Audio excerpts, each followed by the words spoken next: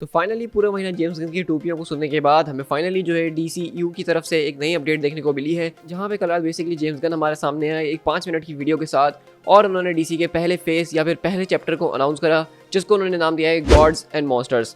अब आज की इस वीडियो में मैं आपके साथ कोई इस पूरे की पूरे फेस तो एक्सप्लेन नहीं करूंगा कि कौन सा प्रोजेक्ट किस तरह से होने वाला है और इसके अंदर क्या स्टोरी चली जाएगी, बल्कि ये जो वीडियो होने वाली है इसके अंदर मैं अपनी थॉट्स आपके साथ शेयर करूंगा कि मुझे इस पूरे के पूरे चैप्टर के बारे में क्या लगता है और क्या DC अब बिल्कुल सही पाथ पे चलना शुरू हो चुका है या फिर ये एक बहुत ही बड़ी गलती है। सो गाइस, दिस इज पीट टैगर और चलिए बिना किसी और बात के फौरन से अपनी आज की इस वीडियो को स्टार्ट करते हैं।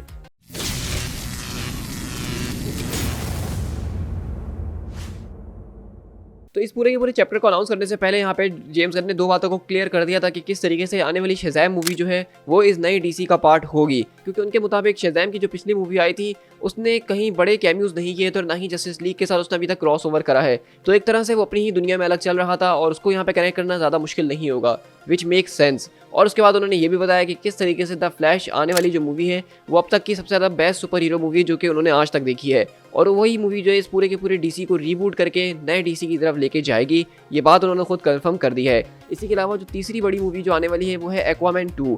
अब एक्वामैन 2 के हवाले से मुझे समझ में नहीं आ रहा, क्योंकि वो कह रहे हैं कि एक्वामैन 2 जो है ये भी नए DC का पार्ट बनेगी और यही आगे चल के जो है सुपरमैन की जो आने वाली मूवी है उसका ग्राउंड वर्क करेगी।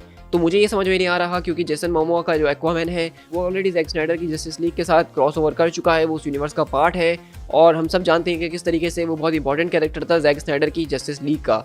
तो अब उसको नए DC के अंदर किस तरह लेके जाएंगे ये देखना काफ़ी ज़्यादा इंटरेस्टिंग होगा ही। इसके अलावा उन्होंने ये बात भी एक्सप्लेन करी कि किस तरीके से दी बैटमैन जो मूवी है मैट रीव्स की और जोकर मूवी जो है फिलिप्स की, वो जो है एक अलग ही यूनिवर्स के अंदर एग्जिस्ट करती हैं जिसको DC एल्सेवर्ल्ड के नाम से जाना जाएगा, और वो मूवीज़ अपने सीक्वल प्रीक्वल जो कुछ भी बनाना है वो बनाएंगी और वो अपनी यूनिवर्स के अंदर रहेंगी, वो इस मेन DCU का पार्ट नहीं होंगे। ये बात उन्होंने क्लियर करके बहुत अच्छा काम करा, जिससे अब हमें ये पता चल चुका है कि अब हमारी इस यूनिवर्स का जो बैटमैन होगा वो कोई नया बैटमैन होने वाला है। मतलब हमें 1-2 साल के अंदर एक और नया बैटमैन का चेहरा नजर आएगा। तो चैप्टर 1 की अगर हम स्टार्टिंग करें तो यहाँ पे सबसे पहले जेम्स गन ने जिस मूवी की अनाउंसमेंट करी वो कोई और नहीं बल्कि सुपरमैन लेगेसी की होने वाली है। ये बात मुझे बहुत ज़्यादा अच्छी लगी कि किस तरीके से जेम्स गन ने इस बात को समझा कि फैंस सुपरमैन की मूवी का बहुत टाइम से इंतजार कर रहे हैं और अगर उसको इसकी शुरुआत करनी है तो सुपरमैन की मूवी के साथ ही करनी चाहिए, जिस तरह से जैक स्नाइडर ने 2013 के अंदर करी थी। लेकिन जो बात मुझे यहाँ पे सोचने में मजबूर कर रही है वो ये कर रही है कि आखिरकार अब हम हेनरी कैविल के अलावा किसी और को सुपरमैन एक्सेप्ट कैसे करेंगे, और ये एक ओरिजिनल स्टोरी बिल्कुल क्या वैसी होने वाली है जिस तरह जैक स्नाइडर ने भी दिखाई थी, या इसके अंदर जेम्स गन कुछ अपना हंसी मजाक का तड़का लगा के इसको बिल्कुल बेकार कर देंगे। तो ये तो हमें आने वाले वक्तों के साथ ही पता चल पाएगा। और इसके अलावा यहाँ पे एक और जो बड़ी मूवी आने वाली है इस पूरे के पूरे चैप्टर 1 के अंदर, वो हमारे पास ब्रेव एंड बोल्ड की होगी, जो कि दरअसल बैटमैन और उसके बेटे रॉबिन की कहानी है, जिसके अंदर रॉबिन कोई और नहीं बल्कि डेमियन वाला होने वाला है। अब डेमियन अगर आपको नहीं पता तो ये सारे के सारे रॉबिन्स के अंदर 5वां और आखिरी रॉबिन है जो कि इस वक्त कॉमिक के अंदर एग्जिस्ट करता है, और मेरे हिसाब से सबसे ज़्यादा इंटरेस्टिंग कैरेक्टर मुझे यही लगता है रॉबिन के पूरे मेटल के अंदर। तो ये मूवी भी काफ़ी ज़्यादा एक्साइटेड होगी जहाँ पे बैटमैन और रॉबिन के कंबाइंड एडवेंचर्स को देखेंगे। लेकिन इसी तरह हमने देखा कि यहाँ पे कुछ बड़े बड़े नाम जिनको मूवी मिलनी चाहिए थी उनको मूवी नहीं बल्कि उनको कुछ शोज़ दिए जा रहे हैं। इस तरह वंडर वुमन के ऊपर कोई मूवी नहीं आएगी बल्कि पैराडाइज लॉस्ट करके एक सीरीज़ आएगी। इसी तरह ग्रीन लैंटर्न की जो HBO मैक्स सीरीज़ हम काफ़ी टाइम से सुनते हुए आ रहे हैं वो बेसिकली एग्जिस्ट करती है, जिसके अंदर हम हेल जॉर्डन और जॉन स्टीवर्ट दोनों की स्टोरीज़ को देखने वाले हैं, जो कि एक सीरीज़ होगी और HBO मैक्स के ऊपर आएगी। इसी के अलावा उन्होंने ये भी बताया कि किस तरीके से जेम्स गन यहाँ पे सिर्फ लाइव एक्शन नहीं बल्कि एनिमेशन और गेम्स के ऊपर भी फोकस करेंगे, जहाँ पे वो अलग अलग टाइटल्स को रिवील करते जाएंगे जैसे जैसे ये पूरी की पूरी स्लेट आगे बढ़ेगी। तो यहाँ पे कुछ उन्होंने एनिमेटेड शोज भी हमारे सामने रिवील करे। वॉलर की एक सीरीज रिवील करी जिसके अंदर अमेंडा वॉलर की स्टोरी को फोकस किया जाएगा, और इस तरह उन्होंने तकरीबन कोई 10 प्रोजेक्ट्स को अनाउंस करा है, जिसके अंदर बूस्टर गोल और द विक्ट्री नाम की पूरी टीम है जिनको इंट्रोड्यूस करवाया जाएगा। इसके अलावा जो एक और मुझे इंटरेस्टिंग चीज़ लगी सबसे ज़्यादा वो स्वैम्प थिंग थी। स्वैम्प थिंग बहुत ही इंटरेस्टिंग कैरेक्टर है और मार्वल में रिसेंटली वेयरवुल्फ बाय नाइट के अंदर मैन थिंग को देखने के बाद मुझे समझ में आ गया है कि इस कैरेक्टर के अंदर काफ़ी पोटेंशियल है और शायद जेम्स गन ने इसी को देख के इस कैरेक्टर को चूज करा अपने फेस 1 के अंदर। मज़ेदार बात यह कि किस तरीके से उन्होंने इस पूरे के पूरे अपने चैप्टर 1 को जो नाम दिया है वो गॉड्स एंड मॉन्स्टर दिया है, जिसके अंदर हम हॉरर की साइड और पूरी की पूरी साइंस फिक्शन और गॉड्स वाली साइड को ज़बरदस्त तरीके से देखेंगे। अगर आपको नहीं पता तो मैं आपको बताता चलूँ कि एक ज़बरदस्त तरीके की एनिमेटेड मूवी भी है सेम इसी नाम से, justice league gods and monsters. तो वो मूवी आप देखना मत भूलिएगा एनिमेशन के अंदर, वो बहुत ही ज़्यादा क्लासिकल एक मूवी है। तो अगर आप मुझसे पूछते कि मेरी इन सारी की सारी चीज़ों के ऊपर क्या थॉट्स है, मैं क्या सोचता हूँ कि DC जिस डायरेक्शन में जा रहा है, तो मैं ये कहूँगा कि देखो रीबूट DC को करना वो बहुत ही ज़्यादा ज़रूरी हो गया था। अगर हम उस पूरी की पूरी कंटिन्यूटी को ज़बरदस्ती घिसते रहते तो वो हमें कहीं पे भी जाके उसका कोई रिजल्ट नहीं मिलता। जैक स्नाइडर वापसी नहीं आने वाले थे, ये बात क्लियर हो चुकी थी। स्नाइडर कट जो हमें दिया गया था वो सिर्फ फैन सर्विस के लिए दिया गया था। तो बेहतर यही था डीसी के लिए कि वो इसको मुकम्मल तौर पे रीबूट कर दें। और मैंने ऐसा ही कहा था कि दी फ्लैश मूवी यही सारा का सारा काम करेगी।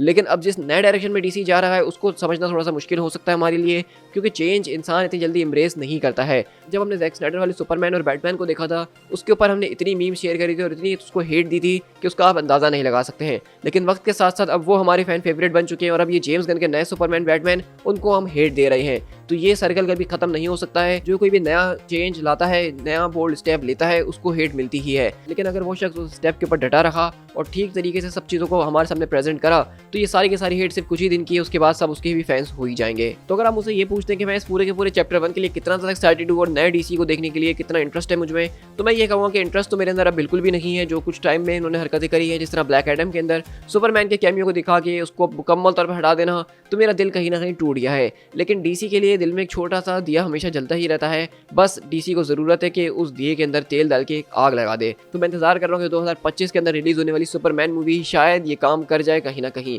और मैं डीसी को बिल्कुल अब एक न्यूट्रल नज़र से देखने वाला हूँ। ना ही मैं उसको हेट दूंगा और ना ही मैं उसको लव करूँगा। मैं उसके काम के ऊपर फोकस करूँगा और अगर काम अच्छा हुआ तो बिल्कुल हमारे हाथ खुले हैं उसको प्यार करने के लिए। तो आप लोग से भी मैं यही उम्मीद करता हूँ कि इतनी ज़्यादा जो हेट हम लोग इस वक्त सोशल मीडिया पे देख रहे हैं, ट्विटर पे, फेसबुक पे मीम्स वगैरह, जेम्स गन को गालियाँ पड़ रही हैं, तो मेरे ख्याल से हमें वो सब अब छोड़ देना चाहिए, क्योंकि वो बचकाना हरकतें हैं। डीसी को रीबूट होना था, इसके अंदर कोई कुछ नहीं कर सकता था। अगर जेम्स गन उसी पूरी की पूरी डीसी को घिसते रहते तो वो 5 से 6 साल निकाल पाते मुश्किल से, और उसके बाद उनको नहीं समझ में आता कि आगे क्या करना है। तो अभी उन्होंने इसको पूरी मुकम्मल तौर पर रीबूट करके एक नया स्टेप लिया, एक बोल्ड कदम लिया है, जो कि मैं इनको अप्रिशिएट करना चाहूँगा बहुत ही ज़्यादा। So guys, with that being said, मैं इस वीडियो को यहीं पर रैप अप करता हूँ। आई होप कि आपको इस वीडियो के जरिए समझ में आ गया होगा कि मेरे क्या थॉट्स हैं इस पूरे के पूरे नए डीसी के ऊपर। और आप लोग कमेंट डाउन करके अपने थॉट्स बताना बिल्कुल भी मत भूलिएगा कि आपको क्या लगता है कि डीसी अब किस डायरेक्शन में जा रही है। क्या वो डायरेक्शन उनको कहीं ले जाएगी या जहां है वो उससे भी नीचे आ जाएंगे? तो कमेंट डाउन करके जरूर बताना। और अगर ये वीडियो पसंद आई है तो चैनल को सब्सक्राइब जरूर कर लेना इस तरह की ऑसम वीडियोस को देखने के लिए। और अगर चाहते हो कि मैं इन मूवीज के ऊपर डिटेल में थोड़ी बहुत बात करूँ अपने चैनल के ऊपर, तो कमेंट डाउन करके वो भी जरूर बताना। साथ साथ मुझे फेसबुक, इंस्टाग्राम और ट्विटर पर फॉलो कर लेना, जहां मैं इसी तरह की न्यूज़ एंड अपडेट्स आप लोगों के साथ शेयर कर ही रहता हूँ। So guys, this is P Tiger। मिलते हैं अपनी किसी और वीडियो के साथ। Till then, thank you so much।